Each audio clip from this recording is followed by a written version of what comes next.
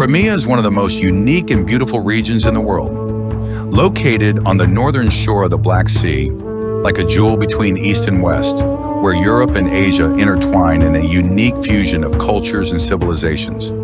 It was home to one of the richest examples of cultural diversity in Eastern Europe, centered around the indigenous Crimean Tatar people who lived on the peninsula for centuries and shaped its social and cultural landscape. Based on the rich Turkish culture, the Crimean Tatars created a distinct civilization with their own language, customs, crafts, architecture, and legal systems. The Crimean Khanate, with its capital in Bakhchisarai, was the center of intellectual life, spiritual education, arts, sciences, and ruled the peninsula for many centuries. The rich heritage of Turkish culture gave Crimea lyrical mosques, domed baths, and strict calligraphy, a whole priceless layer of the most precious cultural heritage. The Islamic architectural style gave Crimea a special poetry, and the Christian ancient cave monasteries, shrouded in the mysteries of Byzantium, and the Genoese fortresses created rich forms of historical heritage. The land itself was a masterpiece. In its valleys grow more than 2,500 species of plants, many of which are found nowhere else in the world. In the cities and villages, various types of arts and crafts flourished, creating a heritage that has come down to us, making ceramics decorated with traditional geometric and floral patterns. They wove carpets, their symbolic patterns passed down from generation to generation. Each house kept the skills of cultural crafts, honed over centuries as an expression of identity rooted in everyday life. Here, literature lived like the wind, everywhere. Poets like Ismail Gasprinsky wrote about light and learning. Children whispered folk tales under apricot trees. Scholars studied under the lamps of mosques, preserving the ancient wisdom of the Islamic East while simultaneously transmitting it through the Crimean soul.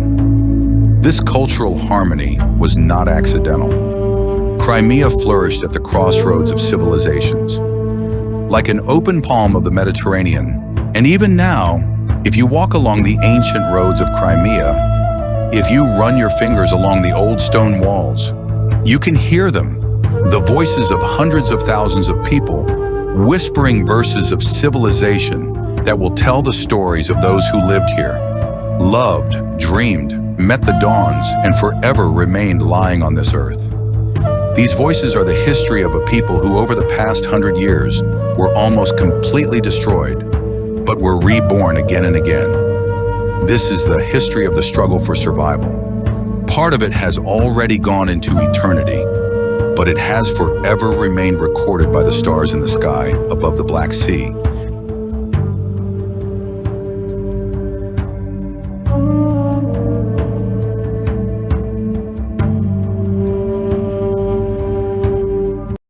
When in 1920 the last remnants of General Wrangel's army retreated to Istanbul, the communist invasion of Crimea began.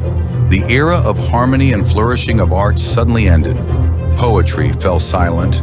The earth shook, and the blooming peach orchards and cypress valleys were flooded with rivers of blood of the best sons of the Crimean Tatar people. The once fertile fields and vineyards were trampled by the military boots of the communist invasion. The cruel hand of Moscow brought an atmosphere of mass repression and looting, leaving behind only the ruins of burned houses, plundered farms, and destroyed mosques. In a few months, the communists destroyed almost everything that had been created over many centuries according to various estimates. Up to 120,000 of the indigenous population were executed in 6 months. It was a bloody massacre of ignorant Soviet soldiers against intelligent local residents. Communism declared war on civilization, education, and intelligentsia. The blood-curdling cruelty of communism cannot be described in other words. Then humanity did not yet know that the ideas of destroying culture would manifest themselves many times in the most terrible, unprecedented mass repressions of Stalin, Pol Pot, and other monsters of communism, leaving the most terrible wounds in the history of mankind. After the invasion, the communists especially mercilessly executed priests for their faith in God. Faith and religion themselves became forbidden, as did private property and education and culture.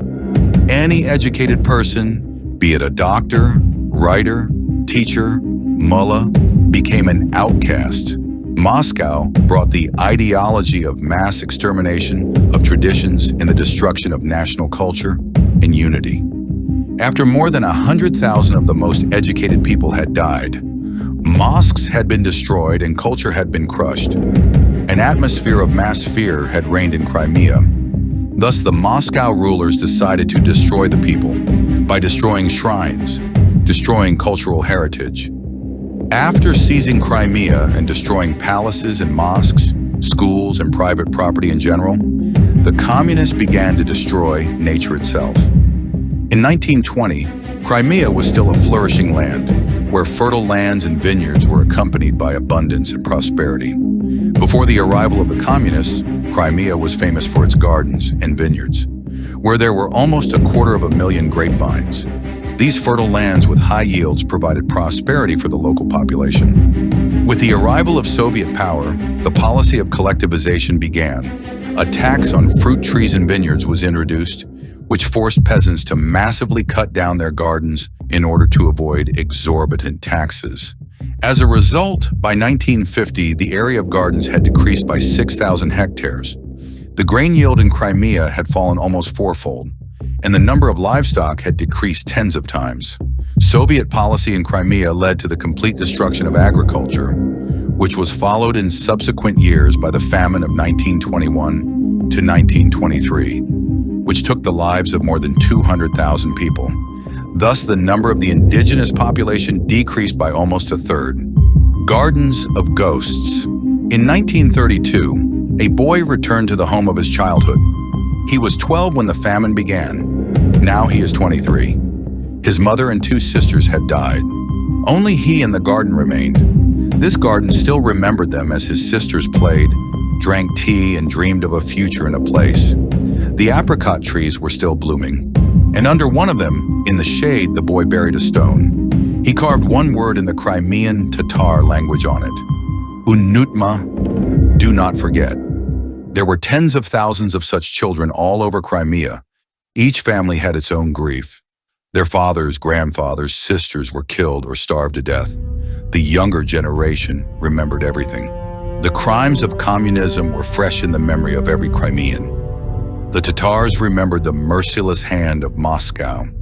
They remembered the executions of 100,000 of their fathers, the devastation and famine of 1921 to 1923, which took 200,000 lives, and in order to hide their previous crimes, the communist government in Moscow made a monstrous decision that had never been seen in history.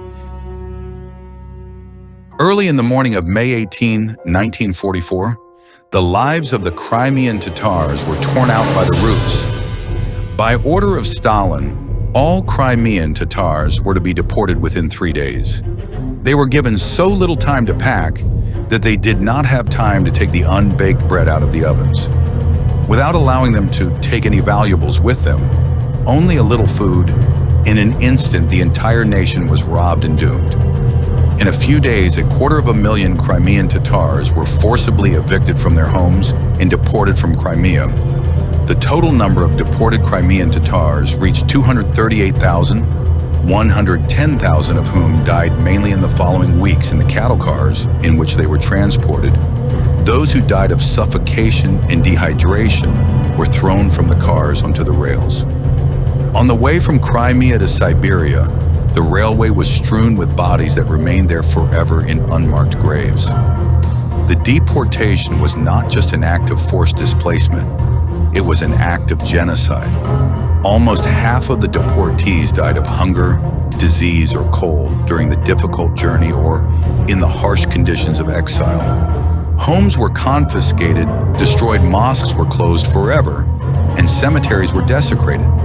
Now Crimea, their original homeland, was forbidden to them. Those who survived hunger and deportation after 25 years of extermination of the people had no right to return to their homeland. Moscow wanted the land itself to forget its guardians. It was a monstrous attempt to wipe an entire nation off the face of the earth and trample the culture and history.